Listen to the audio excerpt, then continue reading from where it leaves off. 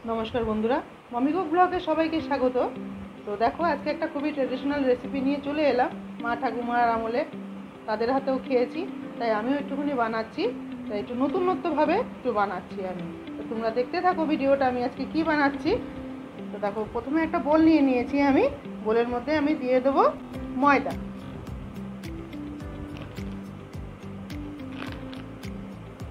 4 চামচ আমি ময়দা দিয়ে দিলাম। তার সঙ্গে দিয়ে দেব চালের গুঁড়ি। চালের গুঁড়িটা তোমরা যে কোনো চালেরই গুঁড়িটা তোমরা নিয়ে নিতে পারো, সেটা আতপ চাল হোক বা সিদ্ধ চাল হোক। আমি আতপ চালের গুঁড়ি আমার কাছে ছিল, আমি আতপ চালটাই নিয়ে নিলাম। 3 চামচ দিয়ে দিলাম। আর ছোটো প্যাকেটের 1 প্যাকেট সুজি দিয়ে দিলাম আমি।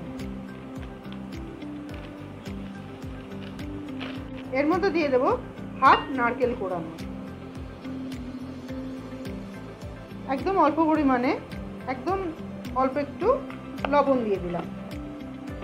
মৌরি দিয়ে দিলাম কতটা, 1 চামচের মতন দিয়েছি এখানে আমি মৌরি। এবার দিয়ে দেব কলা।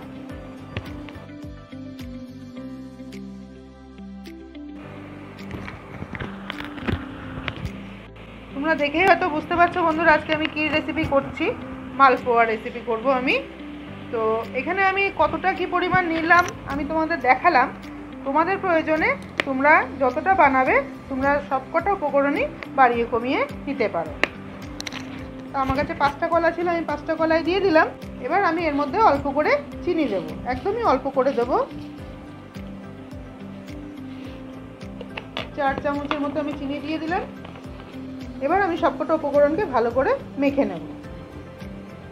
কলাটা আমি ভালো করে মেখে নিলাম যেন কোনোভাবে যেন দলা দলা ভাব না থাকে।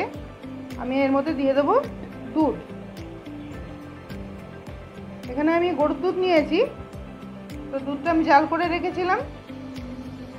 দুধটা দিয়ে ভালো করে সবকটা উপকরণকে ভালো করে মাখিয়ে নেব। একটা ঘন ব্যাটার তৈরি করতে হবে।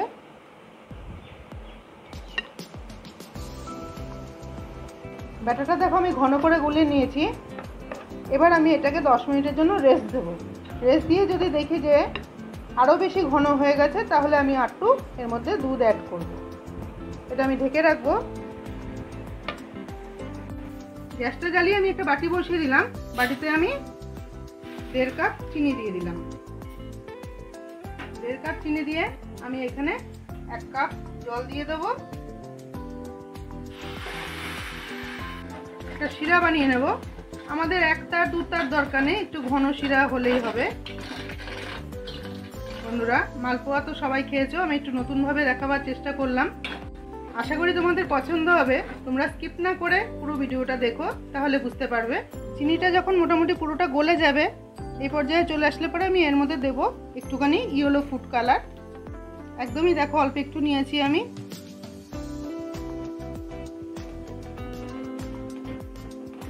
চিনির শিরাটা আমাদের হয়ে গেছে। যেহেতু তোমাদের আমি বললাম যে এখানে আমি 1 তার বা 2 তারের আমি কোনো শিরা করছি না, আমি একটুখানি ঘন করছি। আমার এটা তৈরি হয়ে গেছে। এবার আমি একটুখানি লেবুর রস এর মধ্যে দিয়ে দেবো। হাফ লেবুর রস দিয়ে দিলাম আমি।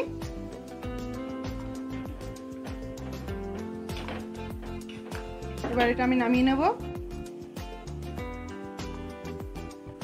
একটা ফ্রাই প্যান বসিয়ে দিলাম। ফ্রাই প্যানের মধ্যে আমি সাদা তেল দিয়ে দিলাম। 10 মিনিট আমাদের হয়ে গেছে। দেখো সুজিটা ফুলে অনেকটাই ভারী হয়ে গেছে, অনেকটাই ঘন হয়ে গেছে। আমি এতটা ঘন করব না, আমি আরেকটুখানি পাতলা করব। আমি আরেকটুখানি দুধ এর মধ্যে অ্যাড করে দেব।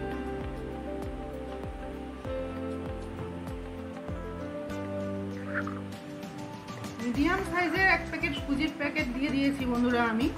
আর ওখানে আমি 4 চামচ করে নিয়েছি ময়দা ও চালের গুঁড়ি। তা মোটামুটি ওখানে 100 গ্রাম করে তোমরা ধরতে পারো। 100 গ্রাম চালের গুঁড়ি দিয়েছি, 100 গ্রাম ময়দা দিয়েছি ও 200 গ্রামের একটা সুজির প্যাকেট আমি দিয়েছি। আর 5টা কলা দিয়ে দিলাম। আর এখানে 500 গ্রাম দুধ দিয়ে আমি গুলে নিয়েছি। তেলটা আমাদের গরম হয়ে গেছে। একদম ধোয়া উঠানো তেল গরমে আমরা ছাড়বো না, আমরা মিডিয়াম গরমে ছাড়বো। যখন তেলটা গরম হয়ে যাবে আমি কিন্তু আঁচটা কিন্তু মিডিয়াম রেখে দেবো। এরকম একটা ডাব্বু হাতা, ছোট ডাব্বু হাতা মতো নিয়েছি আমি। এটা করে 1 চামচ করে দিয়ে দেবো।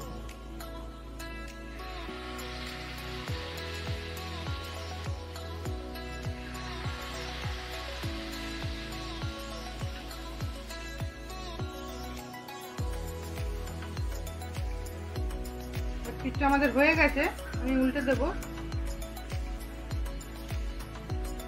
মাপটা যদি ঠিকঠাক করে নিয়ে নেওয়া যায় বন্ধুরা, তাহলে কিন্তু কোনো অসুবিধাই হয় না। মেন মাপটাই হচ্ছে আসল, তাহলে ছড়িয়ে যায়। বেশি কম হয়ে গেলে পরে ছড়িয়ে যাবে।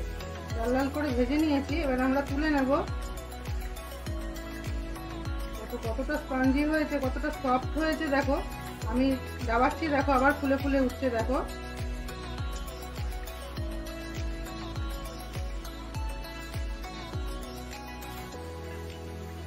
এবার আমি রসের মধ্যে দিয়ে দেবো।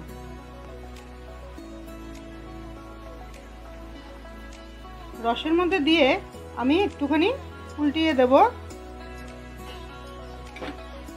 5 মিনিট রেখে আমি এগুলো তুলে নেব। এগুলোও আমার লাল লাল করে ভাজা হয়ে গেছে, এগুলো আমি একইভাবে তুলে রসের মধ্যে দিয়ে দেব। রসে ভেজানো মালপোয়াগুলো আমি তুলে নেব।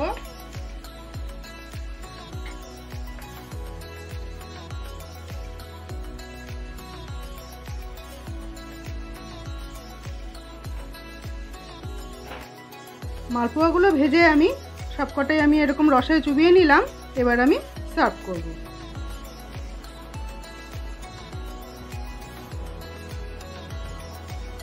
তৈরি হয়ে গেল বন্ধুরা আমাদের একদম রসালো মালপোয়া। ভিডিওটা যদি তোমাদের পছন্দ হয় অবশ্যই একটা লাইক ও শেয়ার করে দিও। আর তুমি যদি আমার চ্যানেলের নতুন বন্ধু হয়ে থাকো তাহলে অবশ্যই একটা সাবস্ক্রাইব করে দেওয়ার অনুরোধ রইল তোমার কাছে। তো পুরো ভিডিওটা দেখার জন্য অসংখ্য ধন্যবাদ। সবাই ভালো থেকো।